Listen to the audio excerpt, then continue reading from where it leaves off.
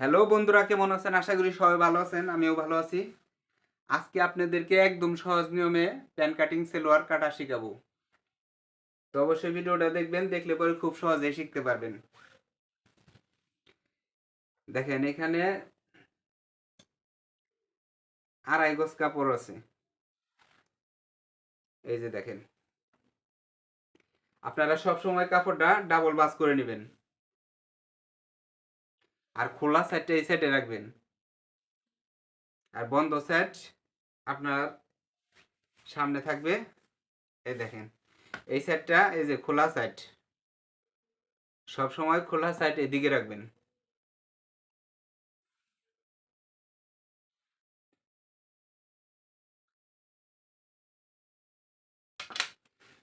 আর এই পাশটা এই দেখেন, বন্ধ সাইডটা এই পাশটা একদম সমান করে দেবেন। সমান করে নিয়ে এখানে উপরে একটা দাগ কাটবেন একদম সমান করে। যদি কাপড় বেশ কম থাকে তো একদম সোজা করে এখানে আপনার 2 ইঞ্চি পরিমাণ রাবারের গার্ডের জন্য কাপড়টা নিছি। তো এখান থেকে মাপ দেখে না, এখানে লং হলো 37 ইঞ্চি। 37 থেকে 2 বাদ রাখবেন। প্যান কাটিং এ যদি 38 হয় তাহলে 36-এ দাগ দেবেন, আর যদি 36 হয় তাহলে আপনার 34-এ, আর যদি 37 হয় তাহলে আপনার 35-এ।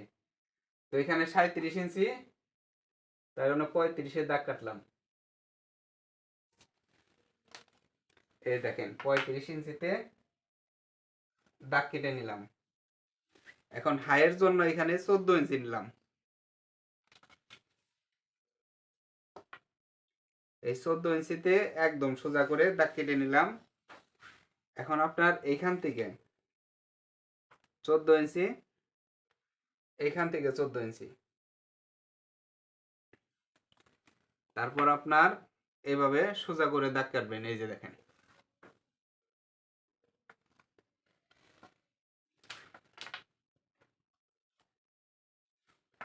এখন আপনার এখানে 1/2 ইঞ্চি পরিমাণ বাড়তি, এই যে 1/2 ইঞ্চি শিলের জন্য বাদ রেখে এখান থেকে 11.5 ইঞ্চি হবে, তার মানে 6.25 ইঞ্চিতে, তারপরে 1 ইঞ্চি বাড়তি।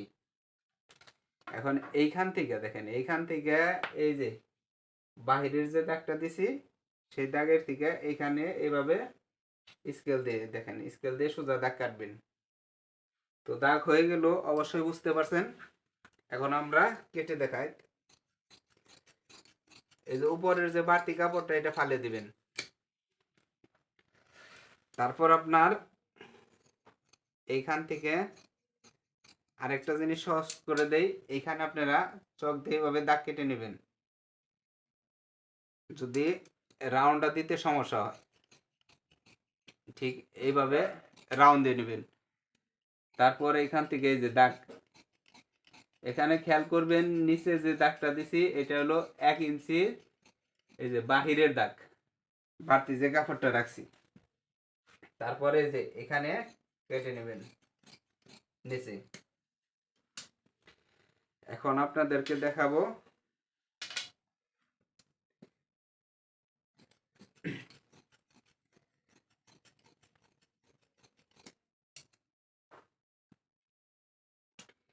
এই যে নিচের যে এই যে পট্টিটা হবে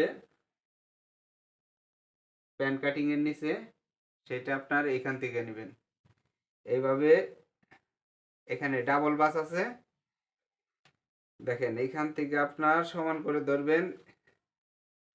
তারপর আপনার এখানে 5 ইঞ্চি নেবেন। এই যে 5 ইঞ্চিতে দাগ কেটে একদম সোজা করে দাগ কাটবেন। তারপর এটা সমান করে এইভাবে দাগ কাটবেন। এখন দেখেন এই যে দাগ দিয়ে এই যে কেটে নিলাম। এখানে দেখেন এই যে নিচের যে প্যান কাটিং এর যে নিচে হবে এই যে এটা। তো হয়ে গেল, অবশ্যই বুঝতে পারছেন। আর যাদের বুঝতে সমস্যা হবো অবশ্যই কমেন্ট করবেন। ধন্যবাদ, সবাই ভালো থাকবেন।